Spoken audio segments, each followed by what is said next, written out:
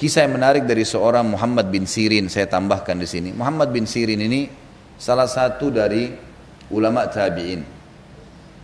Beliau saking kuatnya pemahamannya tentang masalah ada dunia, ada surga dan neraka dan dekatnya hubungannya dengan Allah Azza wa Jalla. Beliau seorang pedagang di pasar di Irak pada saat itu. Suatu hari datang seorang pedagang yang lain dari luar Irak kemudian membawa dagangan, dan dia kalau beli dagangan itu kemudian dia sebarkan ke pasar yang dia sedang berdagang, dia bisa untung 40.000 dirham. Ini banyak sekali, bisa ratusan juta mungkin ya. Tapi karena Ibnu Sirin khawatir nih syubhat nih. Syubhat. Nih kayaknya bukan halal nih, ragu produknya.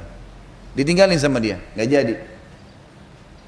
Pedagang ini ya, sampai maksa, enggak, saya nggak mau. 40.000 dirham keuntungan nih, tiba-tiba begitu sudah dibeli, dijual, langsung laku 40.000 dirham keuntungannya.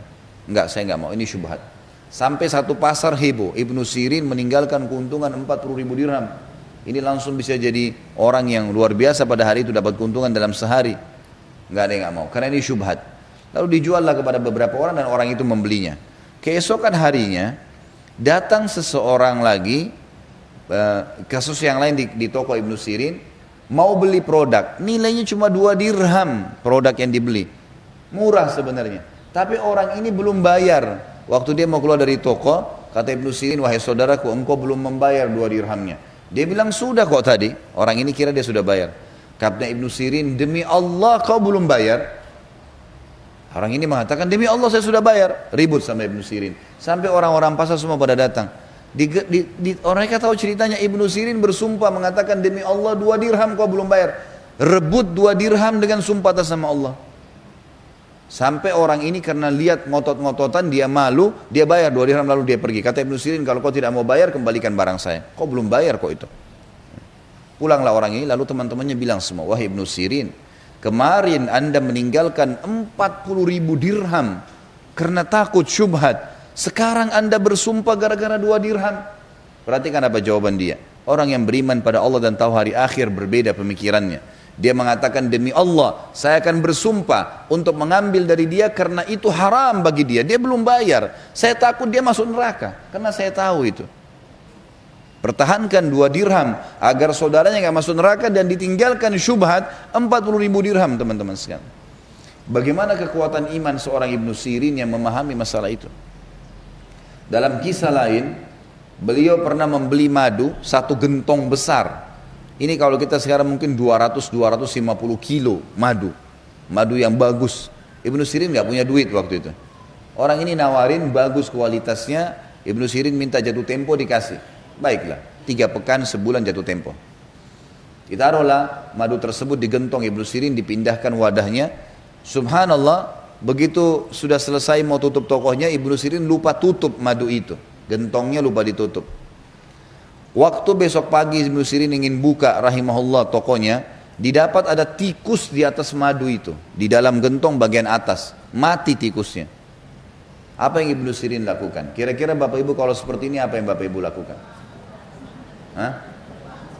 250 kilo, tikusnya cuma bagian atas. Paling kita ambil tikusnya, buang yang di atas itu kan. Ini kalau nilainya sekarang bisa puluhan juta. Ibnu Sirin begitu lihat tikus, dilihat dengan inisiatif beliau, diambil semua gentong itu, disuruh angkat pegawainya, dibuang ke sungai, dialirin di sungai, supaya tidak ada lagi yang ambil tuh madu. Air di sungai maka tidak bisa diambil kan, gitu. Sengaja dia tidak buang sembarangan, orang bisa salah gunakan, dibuang sama dia. Ditanya sama teman-temannya, wahai Ibnu Sirin, apa yang anda lakukan? Kenapa nggak keluar aja tikusnya? Tikusnya madu, dan madu ini padat, mungkin tidak akan sampai ke bawah bakterinya itu. Dia bilang, demi Allah saya tidak tahu tetesan madu mana yang kena bakteri itu, sehingga saya menjual kepada saudara saya muslim, lalu saya dihukum sama Allah masuk neraka hari kiamat gara-gara itu. Gak mau diambil sama dia, dibuang semuanya.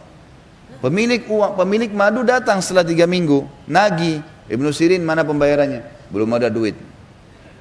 Baik, minta waktu, kasih waktu lagi 3 pekan. 3 pekan lagi, dengan hikmah Allah juga belum ada duitnya Ibnu Sirin, belum bisa bayar gitu. Si pemilik madu ngelapor kepada hakim, hakim panggil Ibnu Sirin, seorang ulama besar nih. Kata hakimnya, wahai Ibnu Sirin, ada apa nih? Dia bilang, saya beli dari saudara saya ini madu, dan ini sudah ya 6 pekan yang lalu, tapi memang kisahnya seperti ini, masuk tikus, saya takut nanti ada bakteri tersebar ke kaum muslimin dan saya menipu mereka, saya membuangnya. Saya ingin bertanggung jawab, tapi memang sekarang gak ada duit, belum ada duit. Tanya kepada pemilik madu, bagaimana? Dia bilang, saya mau hak saya.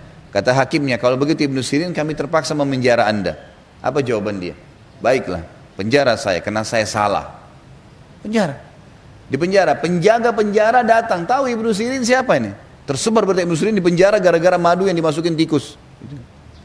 Maka penjaga penjara mengatakan, wahai Ibnu Sirin, kalau pagi Anda di penjara, kalau malam silakan pulang ke istri anak Anda.